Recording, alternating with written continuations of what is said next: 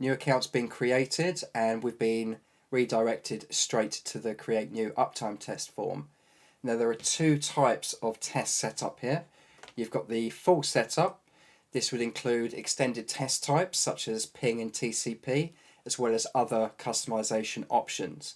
Today we're going to go through the quick setup. So the first thing you want to do is decide which endpoint you'd like to monitor. Now I would suggest not just monitoring your homepage, but also monitoring pages that are important to your customers, such as /login or /cart. What we're going to do today is monitor a URL everybody knows, google.com.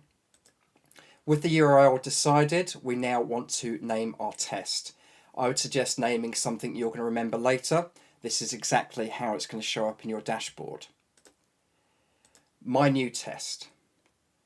The most important part of the form is the next bit, which is the contact groups. Now by default, your contact group will be set to the email address that you signed up with. This can be changed later and more alert channels can be added, such as SMS, phone calls and other integrations like Slack or Discord.